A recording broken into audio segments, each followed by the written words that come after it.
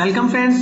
आज जो हमारा टॉपिक है वो स्टाइशियोमेट्रिक कैलकुलेशंस और ये हमारा चैप्टर फर्स्ट का सबसे मेन इंपॉर्टेंट टॉपिक है, जिसकी जानकारी अगर हमें अच्छे से होती है तो हमारे लिए केमिस्ट्री काफी इजी हो जाती है। क्या है स्टाइशियोमेट्रिक कैलकुलेशंस?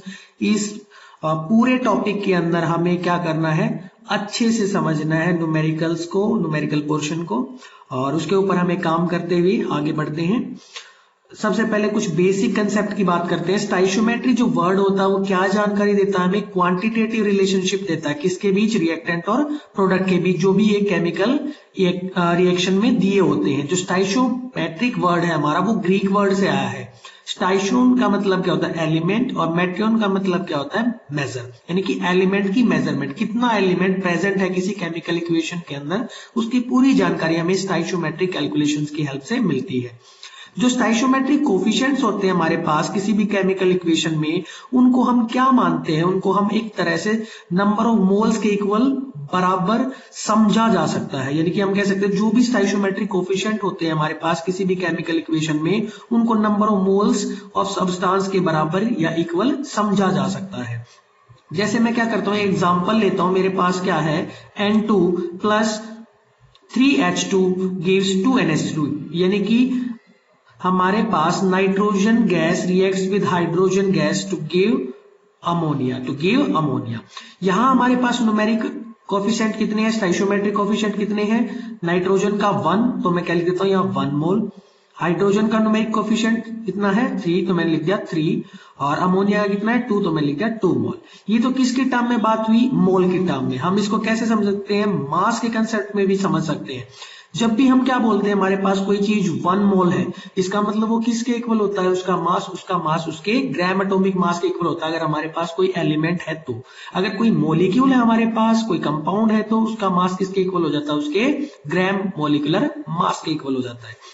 तो अब मास के कंसेप्ट की फॉर्म में बात करते हैं। हमारे पास जो ये N2 है, नाइट्रोजन है, वो कितना है? 1 मोल है।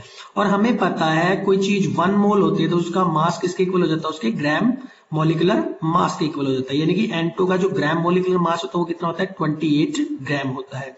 ऐसे ही हम किसकी बात करते हैं? हमारे पास यहाँ हाइड्रोजन का मॉलिक्यूल है। अगर इसके मास की कंसेप्ट में बात करें तो कितना हो जाएगा? एक हाइड्रोजन की बात करते हैं मॉलिक्यूल की, तो उसका मास कितना होता है? एक मोल का 2 ग्राम होता है। लेकिन यहाँ हमारे पास है कितने? 3 मोल, तो कितना हो जाएगा? 6 ग्राम। ऐसे ही हम बात करते हैं अमोनिया की। अगर हमारे पास क्या है? 1 मोल अमोनिया है तो उसका ग्राम मॉलिक्यूलर मास कितना होता है? हमारे पास 17 ग्राम। अगर 2 मोल है तो कितना हो जाएगा? 34 ग्राम हमारे पास उसका मास हो जाएगा। अगर हम किसके टर्म्स में बात करते हैं? नंबर ऑफ मोल्स के, मॉलिक्यूल्स के टर्म में बात करते हैं। किसके टर्म में बात कर रहे हैं? नंबर ऑफ मॉलिक्यूल्स के टर्म में बात कर रहे हैं। हमें पता है कोई भी चीज या कोई भी सब्सटेंस अगर हमारे पास 1 मोल है तो उसके अंदर कितने मॉलिक्यूल्स होते हैं, कितने पार्टिकल्स होते हैं? Equal to Avogadro's number. यानी कि 1 मोल अगर हमारे पास यहाँ क्या है?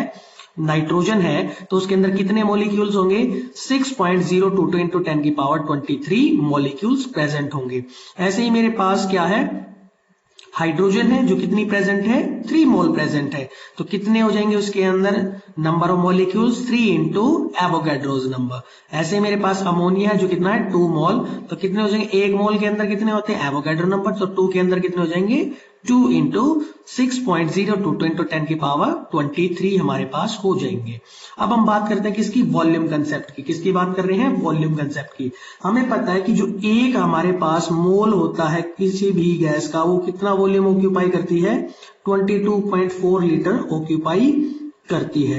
तो यहाँ कितनी चीज दे रखी है हमें? 1 मोल दे रखी है। किसकी 1 मोल दे रखी है? नाइट्रोजन की। तो उसका वॉल्यूम कितना हो गया? 22.4 लीटर उसने ऑक्यूपाई कर लिया। सेम यहाँ कितने हमारे पास? 3 मोल है। 1 मोल के लिए कितना होता है? 22.4 लीटर होता है एट एनटीपी। और अगर हमारे पास कितने? 3 मोल है तो कितना हो जाएगा? 3 इंटू 22.4 लीटर हो जाएगा किसका? हाइड्रोजन का। और अमोनिया के लिए कितना हो जाएगा? 2 इंटू 22.4 लीटर हमारे पास क्या हो जाएगी? अमोनिया की फॉर्मेशन हो जाएगी।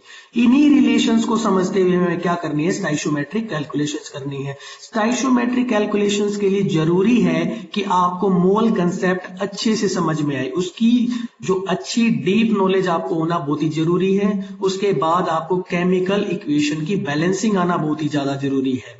और थर्ड जो आपके लिए ज्यादा जरूरी है वो है यूनिट कन्वर्जन्स भी आना आपके लिए काफी इंपॉर्टेंट होता है। अगर ये चीजें आपको आती हैं तो आप स्टोइचियोमेट्रिक कैलकुलेशंस को काफी अच्छे से यहां समझ पाएंगे।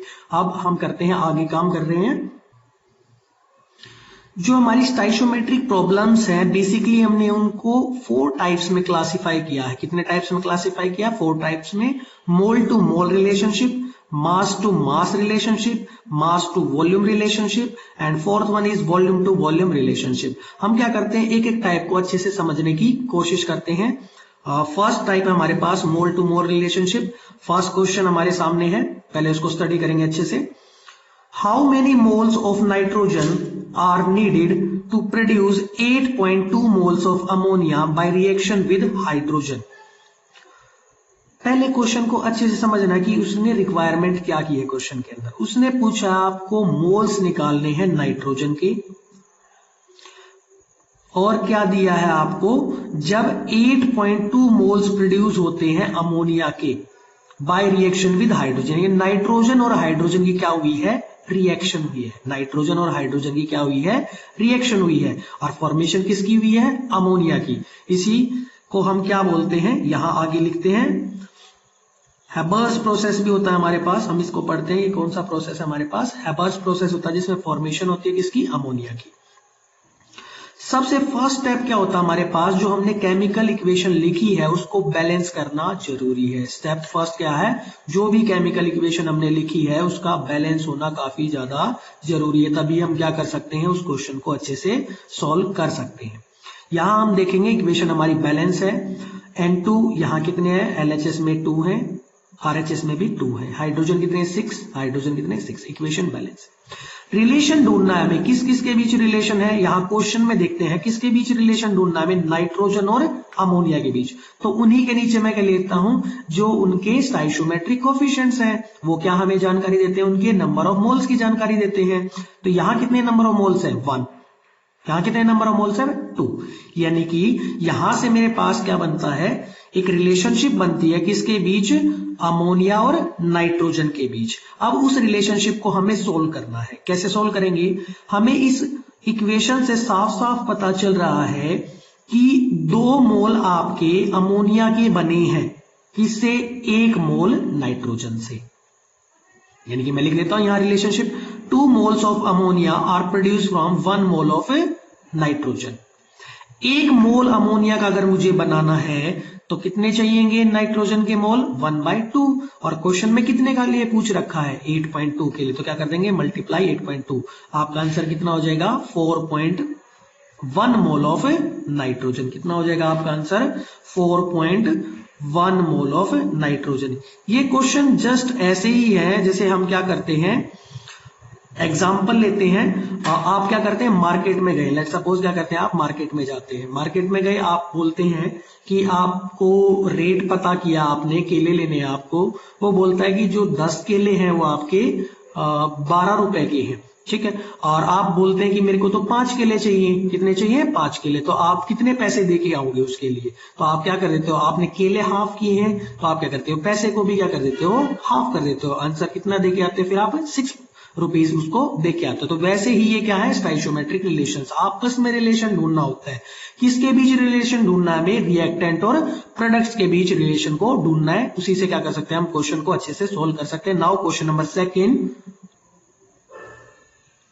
N2 + 3H2 gives 2NH3। Same हमारे पास क्या है, केमिकल रिएक्शन है। इस बार क्वेश्चन हमें सोल्व करना है।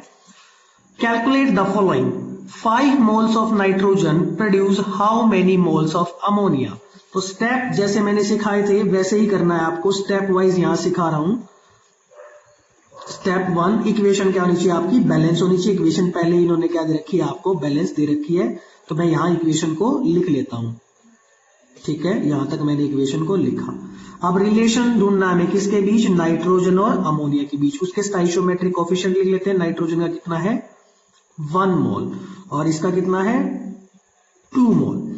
अब हमें पता है 1 mole of N2 produces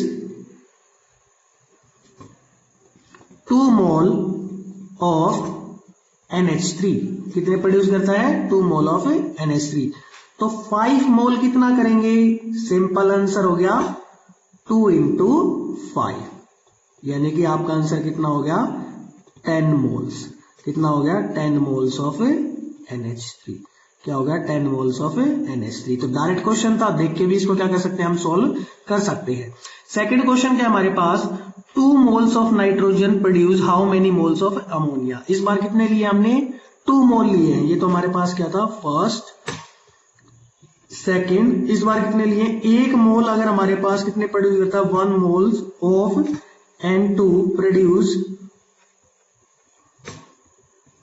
2 mole of NH3। तो 2 मोल के लिए कितना आंसर हो जाएगा आपका? डायरेक्ट है 2 into 2, यानी कि आंसर हो गया आपके पास 4 मोल ऑफ NH3। ठीक है, इस तरह से आप इस क्वेश्चन को कर सकते हैं। Third question, 6 moles of hydrogen produce how many moles of ammonia. इस बार हमें रिलेशन क्या करना है? नेक्स्ट में ढूंढना है। रिलेशन किस किस के बीच ढूंढना है? अगर हम बात करते हैं, इक्वेशन हमारे पास N2 plus 3H2 gives 2NH3। Relation ढूंढना हमें हाइड्रोजन के बीच और अमोनिया के बीच। ठीक है, उसने क्या बोला कि 6 मोल कितना प्रोड्यूस करेंगे? क्या बोला है? 6 मोल कितना प्रोड्यूस करेंगे? तो सिंपल रिलेशनशिप है, 3 mole of hydrogen produces 2 mole of ammonia. 1 मोल कितना प्रोड्यूस करेगा? 2/3 मोल, है ना। और 6 मोल कितना प्रोड्यूस करेगा? 2/3 into 6 मोल ऑफ अमोनिया। ये कट गया यहां से, कितना मिला? 2, यानी कि आंसर आ गया आपके पास 4 मोल। आंसर कितना आ गया? 4 मोल आपके पास आंसर आता है। Next question number 4th, 4 mole of ammonia are produce, it requires how many moles of oxygen.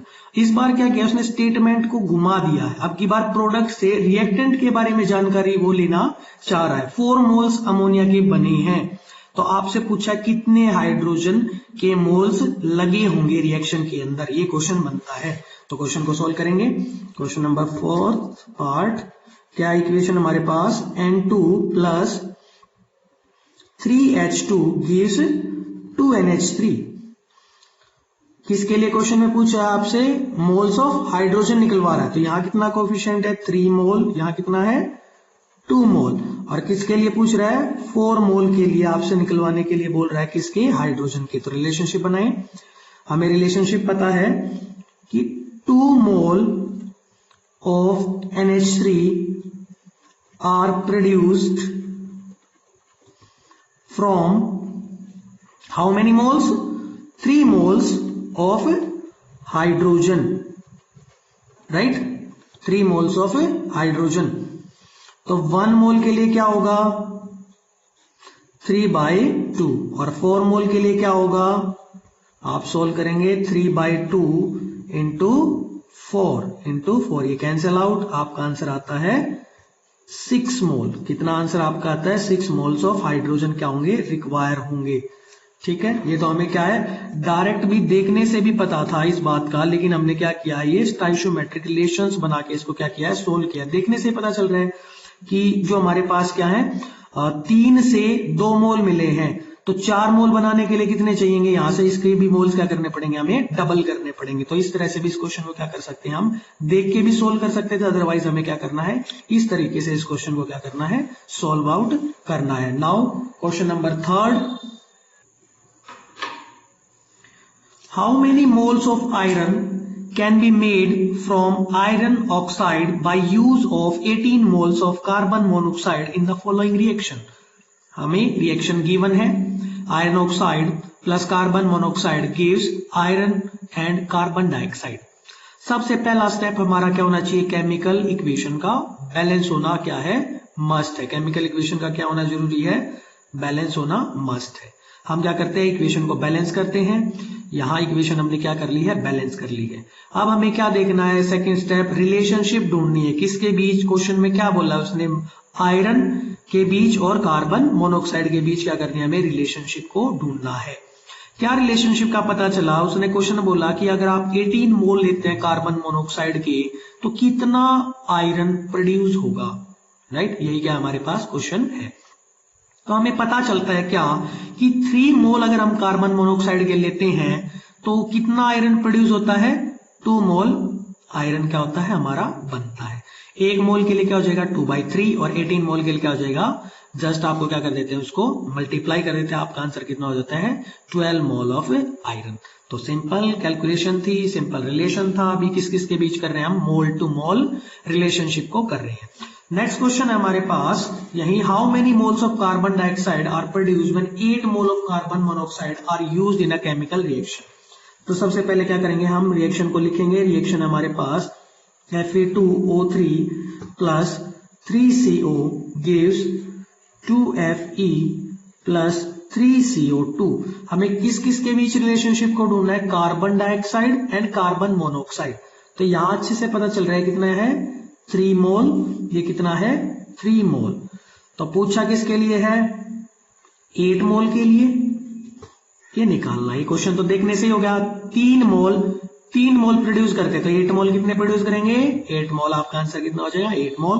Otherwise आप रिलेशन बना के भी सोल्व कर सकते हैं, किस तरह से, 3 mole of CO2 produces 3 mole of CO2, 1 mole will produce 3/3 mole of CO2 and 8 mole will produce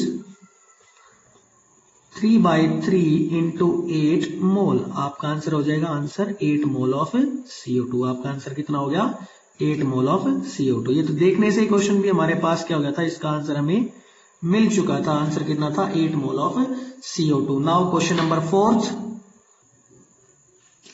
from chemical equation hydrogen and chlorine react to give hydrogen chloride. 5 mole of hydrogen gas react with chlorine gas to produce how many moles of hydrogen chloride।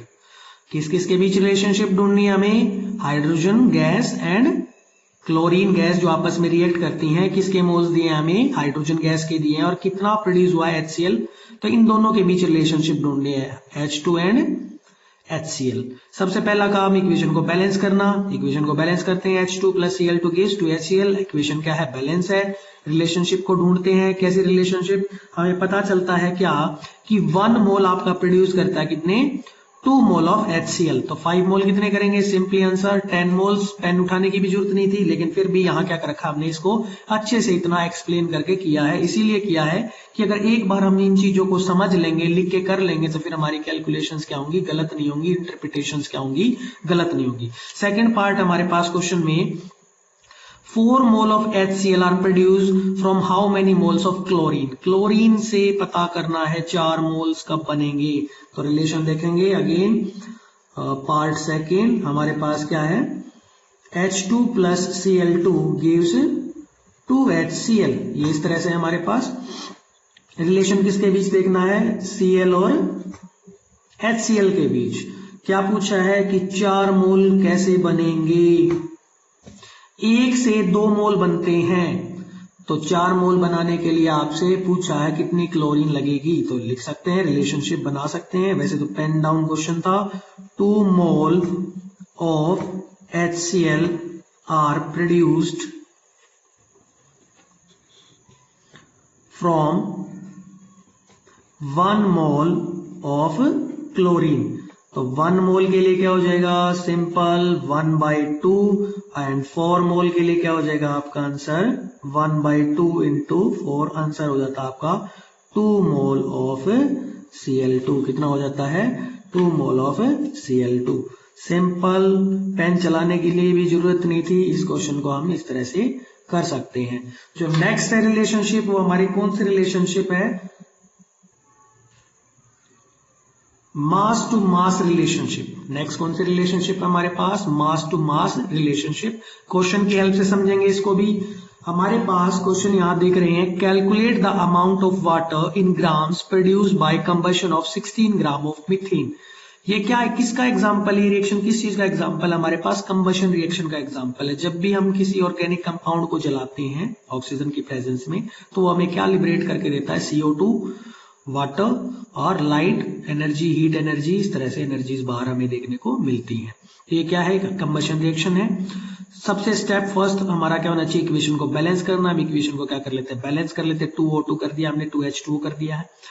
Question के अंदर जो relation ढूंढना, हमें पूछा कितनी amount water की बनेगी, यानी कि पानी पूछा उसने कितना बनेगा ग्राम्स में। अगर हम क्या लेते हैं, मीथेन 16 ग्राम लेते हैं, यानी कि मीथेन और हमारे वाटर के बीच रिलेशन हमें ढूंढना है। हमें पता है हमारे पास यहाँ मीथेन है, उसका स्टाइशियोमेट्रिक कोएफिशिएंट कितना है, 1, तो मैंने लिख दिया यहाँ 1 मोल। वाटर का कितना है, 2 मोल। हमें पता है अच्छे से कि अगर कोई चीज मेरे पास 1 मोल है, मैं बोलता मेरे पास 1 मोल मीथेन है, यानी कि उसका मास किसके इक्वल हो जाएगा, उसके ग्राम मोलिकुलर मास के इक्वल हो जाएगा, यानी कि 16 ग्राम के इक्वल इसका मास हो जाएगा। वही मैं बोलता मेरे पास वाटर है 1 मोल, यानी कि उसका मास किसके इक्वल हो गया, 18 ग्राम्स के, उसका ग्राम मोलिकुलर मास के इक्वल हो गया। लेकिन हमारे पास क्वेश्चन में कितने दिए हैं, 2 मोल्स, तो मास कितना हो जाएगा यहाँ पे 36 ग्राम हो जाएगा। कितना हो जाएगा, 36 ग्राम। लेकिन हमें यहीं पे आंसर मिल चुका है इस क्वेश्चन का। उसने पूछा था हमें क्वेश्चन में कि 16 ग्राम मीथेन कितना वाटर प्रोड्यूस करेगा, तो ये कितना है, 16 ग्राम है, कितना प्रोड्यूस करता है, 36 ग्राम प्रोड्यूस कर रहा है। तो यहीं पे हमारा क्वेश्चन क्या हो जाता है, सोल्व हो जाता है। हमें क्या करना है, क्वेश्चन को ज्यादा आगे लेके ही नहीं जाना है। नेक्स्ट पार्ट को देख लेते हैं। नेक्स्ट पार्ट में क्या बोला है, calculate amount of carbon dioxide formed by combustion of 32 gram of methane. इस बार उसने क्या पूछा है, कार्बन डाइऑक्साइड के बारे में पूछा है। किसके बारे में पूछा है, कार्बन डाइऑक्साइड के बारे में पूछा। तो सबसे पहले रिएक्शन को लिख लेंगे, CH4 gas plus 2O2 gas gives CO2 gas plus 2H2O gas. किसके बीच रिलेशनशिप ढूंढनी है हमें, मीथेन के बीच और कार्बन डाइऑक्साइड के बीच। मीथेन कितने मोल है, 1 मोल, और कार्बन डाइऑक्साइड कितने मोल हमारे पास, ये भी कितना है, 1 मोल ही है। और अगर मैं 1 मोल की बात करता हूं तो 1 मोल कितना है, इसके लिए मास कितना होगा इसका, 16 ग्राम। कितना होगा इसका, 16 ग्राम। और 1 मोल का अगर मैं मास की बात करता हूं, जो CO2 होता है हमारे पास, उसका कितना होगा, 12 कार्बन का, और ऑक्सीजन का 16 इंटू 2, टोटल हो गया हमारे पास 44। कितना हो गया, 44 ग्राम। तो 32 के लिए पूछा है उसने, इसके लिए तो पेन चलाने की जरूरत नहीं। 16 के लिए 44 है, तो 32 उसका दुगना हो गया ना, ये इसका कितना है, दुगना है। तो इसका भी क्या मिलेगा, लगभग दुगना ही, लगभग क्या पूरा ही दुगना मिलना है, 88 ग्राम आपका आंसर हो गया। अगर ऐसे नहीं करना चाहते तो आप रिलेशन बना सकते हैं। रिलेशन बना के कर लीजिए कि 16 gram of methane produce 44 gram of CO2। 1 gram के लिए क्या हो जाएगा, 44 बाई 16, और निकालना किसके लिए है, 32 ग्राम के लिए, इंटू 32। ये कितने पे कटेगा, 2 पे। आंसर हो जाएगा आपका 88 ग्राम ऑफ CO2 क्या हो जाएगा आपका, आंसर हो जाता है यहाँ पे। इस तरह से क्या किया हमने, इस क्वेश्चन को यहाँ सॉल्व किया है। आप कुछ क्वेश्चंस को देखेंगे, क्वेश्चन क्या होंगे, डायरेक्ट देख के ही कर सकते हैं उनको, आपको इतने बड़े रिलेशन बनाने की जरूरत नहीं होती। लेकिन अगर हमें कंपटीशन में करना है तो हम डायरेक्ट ऐसे कर सकते हैं। लेकिन अगर हमें क्या करना है, एग्जाम्स में लिखना है 11th की क्लास में, तो हमें क्या करना पड़ेगा, इस तरह से क्वेश्चन को सोल्व करके दिखाना ही पड़ेगा। Now question number 2, how many moles of methane are required to produce 22 gram of CO2 after combustion. Same reaction हमारे पास, हमने क्या किया, बस इसके अंदर कार्बन डाइऑक्साइड के रिलेशन के साथ इस क्वेश्चन को सॉल्व कर रहे हैं। सबसे पहले इक्वेशन का बैलेंस होना मस्ट है। हम क्या करते हैं, न्यूमेरिक कोएफिशिएंट लिख लेते हैं। कितना है इसका, मीथेन का 1 मोल, कार्बन डाइऑक्साइड का कितना है, 1 मोल। इन दोनों के बीच ही क्या करना है, हमें रिलेशन ढूंढना है। इसने पूछा कि 22 ग्राम अगर हमारे पास क्या है, कार्बन डाइऑक्साइड है, तो कितना मीथेन हमने क्या किया होगा, जलाया होगा। ठीक है, यही रिलेशन है। हमें पता है अगर मेरे पास कोई चीज 1 मोल है मीथेन, तो उसका मास किसके इक्वल हो जाता है, उसके ग्राम मोलिकुलर मास के इक्वल हो जाएगा, यानी कि 16 ग्राम। यहाँ पे कितना हो गया, 44 ग्राम। इसको क्या किया मैंने, 22 ग्राम, क्या बनाया इसको, 22 ग्राम। तो जस्ट क्या किया मैंने, यहाँ पे इसको हाफ किया है ना, इसको क्या किया है, इसको हाफ कर दिया है ना, हाफ कर दिया। तो यहां भी अमाउंट क्या हो जाएगी इसकी, हाफ हो जाएगी, हाफ हो जाएगी, यानी कि 8 मोल, सॉरी कितना हो जाएगा, 8 ग्राम हो जाएगा। और हमें पता है कि 16 ग्राम 1 मोल है, तो 8 ग्राम के लिए कितना हो जाएगा, ये हाफ मोल हो जाएगा। इस तरह से नहीं करना चाहते तो इस तरह से क्वेश्चन को कर सकते हैं। कैसे, 44 gram of CO2 are produce from 1 mole of methane. 1 gram के लिए कितना हो जाएगा, 1/44। 22 के लिए कितना आ जाएगा, हाफ मोल आपका आंसर आ जाएगा। डायरेक्ट ऐसे कर सकते हैं। दूसरा तरीका भी है इस क्वेश्चन को करने के लिए। दूसरा तरीका कौन सा है हमारे पास, अगर हम बात करते हैं, पहले मास का रिलेशन निकालते हैं, उसके बाद क्या करेंगे, हम मोल्स को कैलकुलेट करेंगे। सबसे फर्स्ट रिलेशन हमारे पास कि 44 ग्राम जो कार्बन डाइऑक्साइड है वो कितना प्रोड्यूस करती है, 16 ग्राम ऑफ मीथेन प्रोड्यूस करती है। ठीक बात है, इतना समझ में आता है। ये भी 1 मोल है, ये भी हमारे पास क्या है, 1 मोल है। 1 ग्राम कितना करेगी, 16/44 ग्राम। और निकालना किसके लिए था हमें, 22 ग्राम के लिए। तो ये क्या निकल गया हमारे पास, 8 ग्राम ऑफ मीथेन।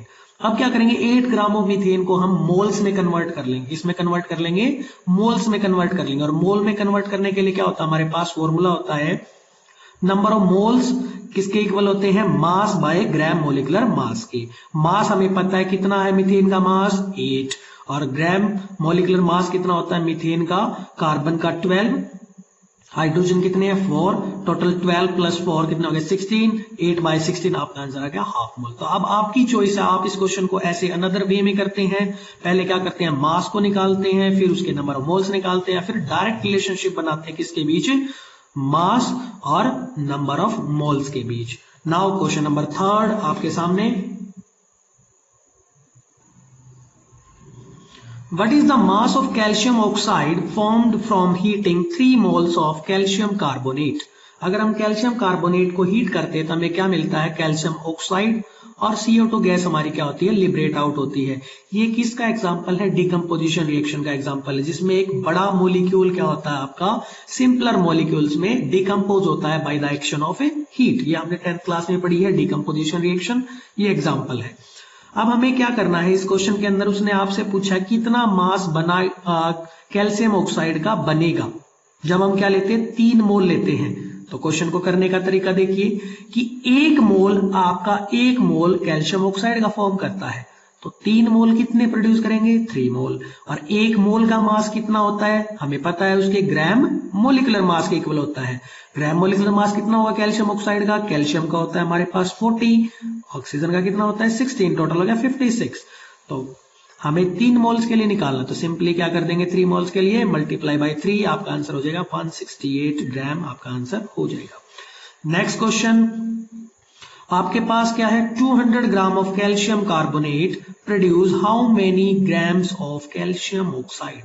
आपने मास लिया है कितना, 200 ग्राम्स, और आपसे पूछा है मास ही बताना है आपको कैल्शियम ऑक्साइड का कितना बनेगा। तो अगेन हमें क्या लिखेंगे, केमिकल रिएक्शन लिखेंगे। केमिकल रिएक्शन हमने नोट डाउन कर ली है। रिएक्शन क्या है हमारे पास, रिलेशन क्या है, 1 मोल प्रोड्यूस करता है किसका, कैल्शियम ऑक्साइड का भी। और 1 मोल हमारे पास जो कैल्शियम कार्बोनेट होता है उसका अगर हम क्या निकालते हैं, ग्राम मोलिकुलर मास निकालते हैं किसका, कैल्शियम कार्बोनेट का। कितना होता है कैल्शियम का 40, कार्बन का कितना होता है 12, और ये 16 इंटू 3, टोटल इसका सम करेंगे ये 52 और ये 48, तो आपके पास आंसर होता है 100 ग्राम। यानी कि 100 ग्राम आपका 56 gram of calcium oxide form करता है। क्वेश्चन में किसके लिए पूछा है, 200 ग्राम के लिए, तो क्या करेंगे 1 ग्राम के लिए 56/100 और 200 ग्राम के लिए इंटू 200 मल्टीप्लाई करेंगे, सोल्व करेंगे, आपका आंसर आता है कितना, 112 ग्राम ऑफ कैल्शियम ऑक्साइड आपका आंसर आता है। नेक्स्ट पार्ट आपसे पूछा है कि 200 ग्राम ही आपके पास क्या है, कैल्शियम कार्बोनेट है, लेकिन उससे कितनी कार्बन डाइऑक्साइड गैस जो है वो प्रोड्यूस हुई, यानी कि कितना उसका मास प्रोड्यूस हुआ, उसके बारे में बातचीत कर रहा है, उसके बारे में आपसे निकलवाने के लिए कोशिश कर रहा है। सेकेंड पार्ट उसको भी देख लेते हैं। Calcium carbonate gives calcium oxide and carbon dioxide. 1 मोल कितना प्रोड्यूस करता है, 1 मोल कार्बन डाइऑक्साइड का। रिलेशन डायरेक्ट रिलेशन है, मोल का और मास का डायरेक्ट रिलेशन, यानी कि 100 ग्राम प्रोड्यूस करेगा आपका 44 ग्राम ऑफ कार्बन डाइऑक्साइड। निकालना कितने के लिए था, 200 ग्राम के लिए, तो रिलेशन बनाएंगे 100 gram of calcium carbonate produce 44 gram of CO2। 1 gram के लिए 44/100 एंड 200 के लिए मल्टीप्लाई, आंसर आ जाता है आपका 88 ग्राम of CO2। Now question number 4, calculate the weight of iron which will be converted into its oxide by the action of 14.4 gram of steam on it। यानी कि reaction किस किस के बीच हुई है, calculate the weight of iron, iron की reaction हुई है किसके साथ, स्टीम के साथ, यानी कि वाटर के साथ ही किस कंडीशन में, गैसियस में। और किसकी फॉर्मेशन हुई है, आपके पास आयरन ऑक्साइड की, किसकी फॉर्मेशन हुई है, आयरन ऑक्साइड की। और लिबरेशन किसकी हुई है, हाइड्रोजन गैस की। सबसे पहला काम हमारा क्या होना चाहिए, इक्वेशन को बैलेंस करना हमारा काम होना चाहिए। तो इक्वेशन को बैलेंस करेंगे, कैसे बैलेंस किया है, 3 से मल्टीप्लाई किया है Fe की 4H2 और 4H2 हमारी इक्वेशन क्या हो चुकी है, बैलेंस। अब हमें रिलेशन ढूंढना है, उसने बोला कि आपको पता करना है किसका, वेट ऑफ आयरन का। अगर आप स्टीम की इतनी लेते हो 14.4 ग्राम लेते हो, तो क्वेश्चन की स्टेटमेंट को समझते हुए इन दोनों के बीच हमें क्या करना है, रिलेशन बनाना है आयरन और स्टीम के बीच। सबसे पहले क्या देखते हैं, उनके मोल्स देखते हैं। सबसे पहले काम क्या है हमारे पास, मोल्स को देखना, कितने मोल है, 3 मोल। यहाँ कितने मोल है, 4 मोल। हमें पता है कि अगर 1 मोल मेरे पास आयरन है तो उसका मास कितना है, 56 ग्राम। तो 3 मोल्स के लिए क्या हो जाएगा, 3 इंटू 56 ग्राम। अगर हमारे पास क्या है, 1 मोल वाटर है तो उसका मास कितना होता है, 18 ग्राम। तो 4 मोल के लिए कितना हो जाएगा हमारे पास, सिंपली 4 इंटू 18। अब इन्हीं के बीच हमें रिलेशन निकालना है। रिलेशन कैसा कि अगर मैं 4 इंटू 18 ग्राम्स लेता हूं, या मैं बोलता हूं 4 मोल लेता हूं, तो वो कितना प्रोड्यूस करते हैं, 3 मोल्स। यानी कि इतना मास ये आयरन प्रोड्यूस करेगा, इतना वेट लगेगा इसके साथ रिएक्शन करने पर, तब हमारा क्या बनता है, आयरन ऑक्साइड बनता है। तो रिलेशन सिंपल बनाते हैं, 3 into 56 gram of iron and 4 मोल, इनसे मतलब हमें क्या है, इनके मास से मतलब है, जो हम इनको कन्वर्ट कर लेते हैं, इनके बीच हमारी रिलेशनशिप यहां है। क्या रिलेशन बना है, 4 into 18 gram of steam react with 3 into 56 gram of iron. ठीक है, ये रिलेशनशिप है जैसे कि हमने यहां लिखा है। तो 1 ग्राम के लिए क्या हो जाएगा, हम इसको बॉटम में भेज देंगे, और निकालने के लिए कितने के लिए था, 14.4 ग्राम के लिए। तो क्या कर देते हैं, जस्ट मल्टीप्लाई कर देते हैं, हमारे पास आंसर आ जाता कितना, 33.6 ग्राम ऑफ Fe। अब इसी के टाइप का क्वेश्चन को क्या करते हैं, हम सोल्व करने की यहाँ कोशिश करते हैं, जैसे आपने यहाँ रिलेशनशिप को देखा है, ताकि ये क्वेश्चन आपको अच्छे से समझ में आए। नेक्स्ट पार्ट देख लेते हैं इसके, part second. How many grams of iron oxide are produced when 236 gram of iron react with steam? सबसे फर्स्ट स्टेप क्या होना चाहिए हमारा, इक्वेशन को लिखेंगे, Fe plus H2O gives Fe3O4 plus H2। तो सबसे पहले बैलेंस करना है, ये कितना करना है, 3 बैलेंस हो चुका है। उसके बाद क्या करना है, ऑक्सीजन को बैलेंस करेंगे 4, और यहां भी कितना कर देंगे, 4, बैलेंस हो चुका है। ठीक है, इक्वेशन हमारे पास क्या हो चुकी है, बैलेंस हो चुकी है। रिलेशन किसके बीच ढूंढना है, Fe3O4 के बीच और आयरन के बीच, यानी कि यहां और यहां रिलेशन ढूंढना है। ये कितना है मेरे पास, 1 मोल, और ये कितना है मेरे पास, 3 मोल। ये कितना है, 3 मोल। ठीक है, यहां तक क्लियर है हमें। क्या बोला है उसने कि how many produce when 236 gram of iron react with steam. तो 3 मोल्स के लिए कितना हो जाएगा वेट, 3 इंटू 56 ग्राम। और इसके लिए हम निकालेंगे, सोल्व करते हैं, कितना हो जाएगा, 3Fe के लिए कितना हो जाएगा मास, इसका ग्राम मोलिकुलर मास कैलकुलेट कर लेते हैं। क्या कैलकुलेट करते हैं, इसका ग्राम मोलिकुलर मास। कितना, 3 इंटू 56 प्लस 16 इंटू 4। ठीक है, इसको ऐड करेंगे, यहां कितना हो जाएगा, 3 इंटू 56, इसको एज इट इज यहां रख लें, इसको सोल्व करेंगे। ये हमारे पास 168 और ये हमारे पास 64, इसको सम कर लेंगे, कितना हो जाएगा, 2 6 6 12 13 और ये 2, कितना हो गया, 232 ग्राम हमारे पास हो चुका है। ठीक है, तो पूछा कितने के लिए, 236 ग्राम्स के लिए पूछा है, और ये कितना है, 168। ये कितना है हमारे पास, 168 ग्राम्स के लिए पता करना है। तो अगर 168 ग्राम है हमारे पास किसका, आयरन का, iron will produce 232 gram of Fe3O4। 1 gram के लिए क्या हो जाएगा, 232 बाई 168, और निकालना कितने के लिए है, 236 ग्राम के लिए। किसके लिए निकालना है, 168 इंटू 236। ये कितना है इसका, अगर बात करते हैं 236 की बात करते हैं, इसको कैंसिल आउट कर लेते हैं। यहाँ ये कितने पे जाएगा, 2 से कैंसिल कर लेते हैं, कितना हो गया 1, और ये कितना हो गया 36 है तो 119 हो गया ना, 119। इसको कट कर लेंगे, कितने पे जाएगा हमारा 8, और इसको करेंगे 484। इनको इस तरह से सोल्व कर लेंगे और हमारे पास क्या है यहाँ पे आंसर आ जाएगा। ये आपके लिए क्या है होमवर्क है, इसको बताएंगे यहाँ कितना हमारा आंसर यहाँ सोल्व करने पर आएगा। इसको आगे और फर्दर सोल्व करते रहेंगे। नेक्स्ट पार्ट को देख लेते ताकि हम अपना टाइम और ज्यादा ना लगाएं इसके ऊपर। How many grams of hydrogen will produce from 18 grams of steam. आपकी बार क्या पूछा है उसने, जो हमारे पास सी पार्ट है, सी पार्ट में क्या पूछा, how many grams of hydrogen will produce. ये पूछा है किससे, 18 ग्राम अगर हम क्या ले लेते हैं, स्टीम ले लेते हैं।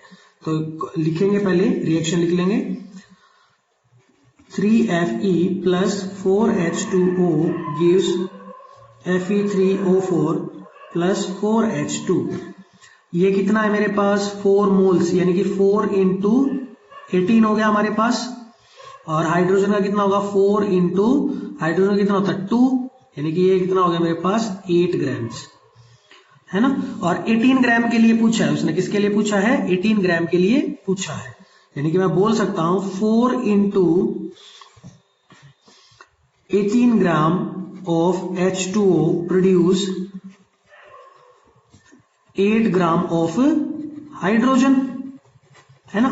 तो 1 ग्राम के लिए क्या हो जाएगा 8/4 इंटू 18।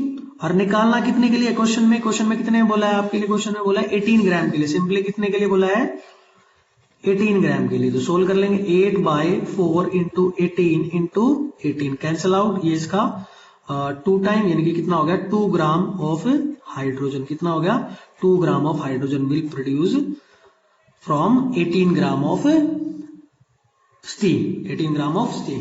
तो आज क्या करते हैं, आज हम 2 ही जो हमारी टाइप है उनको हम डिस्कस कर पाए, और जो नेक्स्ट वीडियो लेक्चर होगा उनमें भी हमारे पास काफी न्यूमेरिकल है, और उसके अंदर हम क्या करते हैं नेक्स्ट जो हमारे पास टाइप है, टाइप 3 और टाइप 4 को क्या करेंगे हम उनके अंदर सोल्व करेंगे। आई होप आपको ये वीडियो काफी ज्यादा पसंद आई होगी, और जो नेक्स्ट वीडियो होगा उसके अंदर हम आपके लिए असाइनमेंट भी लेके आएंगे, और बीच बीच में क्वेश्चन को भी क्या रखेंगे, 1-2 को अनसोल्व रखेंगे, जिससे क्या कर सकते हैं आप उनको सोल्व करेंगे, और मेरे को उनका जो आंसर होगा वो कमेंट सेक्शन में डाल के देंगे। Thank you very much.